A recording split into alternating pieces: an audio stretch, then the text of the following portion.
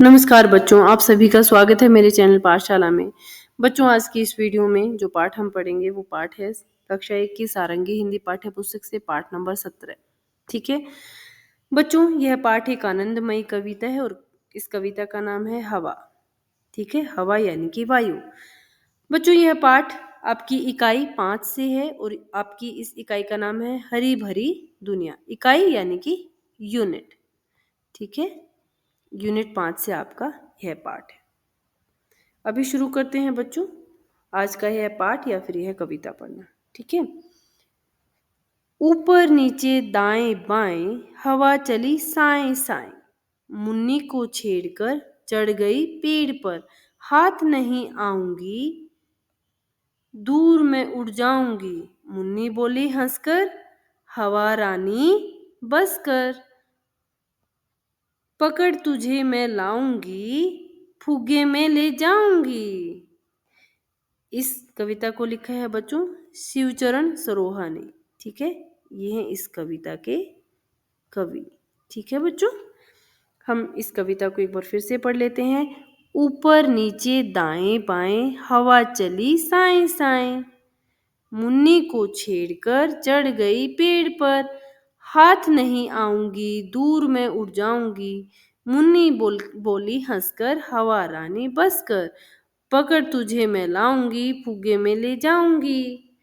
अब बच्चों सोचो, क्या आप लोग हवा को देख सकते हो? हम लोग हवा को नहीं देख सकते हैं, परंतु हम हवा को सिर्फ महसूस करते हैं। जब हवा चलती है, ठंडी ठंडी हवा चलती है, सबको अच्छी लगती है।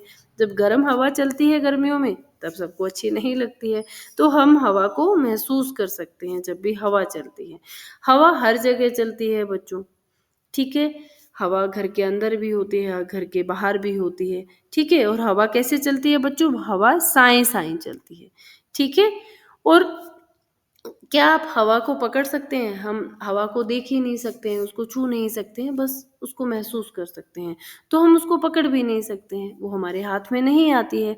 तो इस कविता में क्या है कि हवा जो है ऊपर नीचे दाएं बाएं हर जगह चलती है और कैसे चलती है? साएं साएं चलती है। अब हवा मुन्नी को छेड़कर पेड़ पर चढ़ गई, यानी कि हवा मुन्नी के पास से बहते हुए निकल गई, यानी कि मुन्नी ने उसे महसूस किया। अब क्या क्या हुआ? हवा ने क्या कहा? हाथ नहीं आऊंगी, क्योंकि हवा तो हाथ नहीं आएगी। दूर में उड़ जाऊंगी, और हवा क्या है? उड़ती जाती है, हवा तो हर जगह चलती है। मुन्नी बोली हंसकर, तो मुन्नी क्या बोली हंसकर? हवा रानी बस कर। वो कहते हैं कि हवा रानी अब तो बस करो मुझे छेड़ना, पकड़ तुझे मैं लाऊंगी फुग्गे में ले जाऊंगी। वो कहती है कि मैं तुम्हें पकड़ तो लाऊंगी, किसमें? फुग्गे में, यानी कि गुब्बारे में। ठीक है, गुब्बारे जो उड़ते हैं बच्चों, आपने फूले फूले बड़े बड़े गुब्बारे देखे होंगे, उसमें क्या होती है बच्चों? उसमें हवा होती है। वो हवा के कारण ही हवा में उड़ते रहते हैं। ठीक है, तो मुन्नी भी यहाँ पर हवा को कैसे पकड़ने की बात कर रही है? वो कह रही है मैं गुब्बारे में भरकर तुम्हें पकड़ लूंगी। ठीक है, हम गुब्बारे में भरकर टायर में हवा भरते हैं। तो इस प्रकार से हवा को हम देख नहीं सकते हैं बच्चों, परंतु उसको महसूस कर सकते हैं। ठीक है, आपका होमवर्क है बच्चों, आप इस कविता को अच्छे से पढ़ेंगे। अब अब आगे है बच्चों चित्रकारी। आपको कुछ ड्राइंग करनी है, उसमें आपको क्या करना है हम पढ़ लेते हैं। मान लीजिए कि मुन्नी ने हवा से भरे फुग्गे आपको दे दिए, आप उन फुग्गों से क्या करेंगे? आप सोचिए कि मुन्नी ने आपको हवा से भरे हुए जो गुब्बारे हैं वो आपको दे दिए हैं, और आप क्या करेंगे उनके साथ? सोचिए, चित्र बनाइए और कुछ शब्द भी लिखिए। आपको सोचना है, आपको उसके बारे में चित्र बनाना है और कुछ शब्द भी लिखने हैं। और क्या करना है? कुछ शब्द नीचे दिए गए हैं, आप उनमें से भी शब्द चुन सकते हैं, और कुछ शब्द आपको हेल्प के लिए यहाँ दिए गए हैं, आपको उनमें से कुछ शब्द आप उनमें से भी चुन सकते हैं। तो यहाँ पर मैंने जो चित्र बनवाया है वो है, जैसे कि आपने या किसी ने भी बहुत सारे फुग्गों को पकड़ रखा है, या मुन्नी ने आपको कुछ फुग्गे दिए हैं। ठीक है, तो आप उनके शब्द लिख सकते हैं, जैसे कि ये फुग्गे क्या हैं? गुब्बारे आप लिख सकते हैं, गुब्बारे। यहाँ पर गुब्बारे हैं।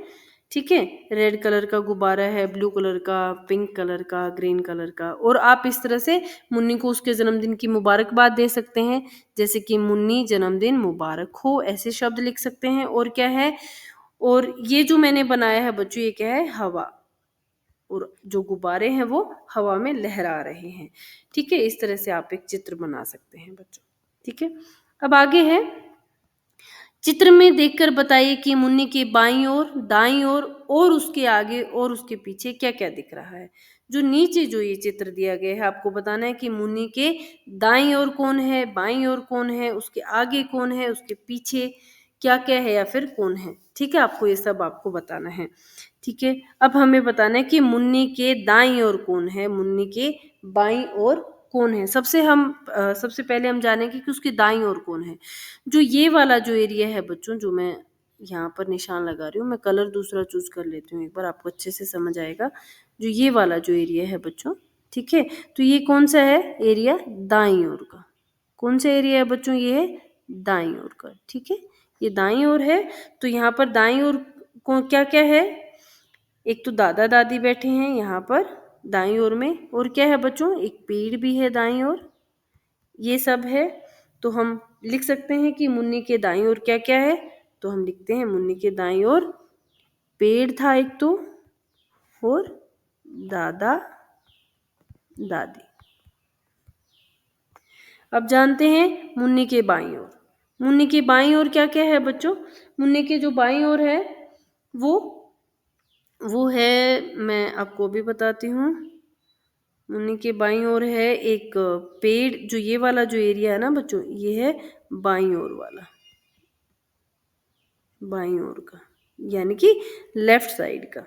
ठीक है? दाईं ओर यानी कि राइट साइड का। तो बाईं ओर क्या-क्या है? एक झूला है बच्चों, ये झूला है और एक पेड़ है। 2 चीज़ें हैं बाईं ओर, आप उत्तर में लिखेंगे झूला और पेड़। ठीक है? मुन्नी के आगे क्या-क्या है? अब हम जान लेते हैं कि मुन्नी के आगे क्या है। आगे यानी कि सामने, ठीक है? ये आगे वाला एरिया है। आगे क्या है मुन्नी के? एक तो तालाब है, मुन्नी के आगे तालाब है ना? ये तालाब है, और ये क्या है? एक झूला है ना? ये भी मुन्नी के आगे ही है ना बच्चों, ये वाला। तो हम लिख देते हैं तालाब, और वो झूला है, एक विशेष प्रकार का झूला है। हम इसको क्या कहते हैं? 2 लोग बैठ जाते हैं, ऊपर नीचे ऐसे झूलते रहते हैं। तो कौन-सा झूला है बच्चों ये? ये है बच्चों सीसो, है ना? तो हम सीसो झूला, ये वाला झूला है।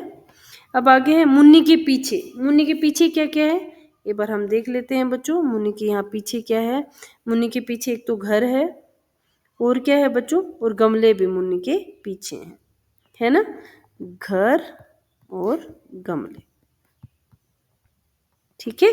इस तरह से आप उत्तर लिख सकते हैं कि मुन्नी के बाईं ओर कौन और क्या-क्या है, मुन्नी के दाईं ओर कौन-कौन है, क्या-क्या है, मुन्नी के आगे क्या है और मुन्नी के पीछे क्या है। ठीक है? अब आगे है भूल-भुलैया। भूल-भुलैया में आपको क्या करना है बच्चों? आपको घोड़े को जंगल तक पहुँचाइए।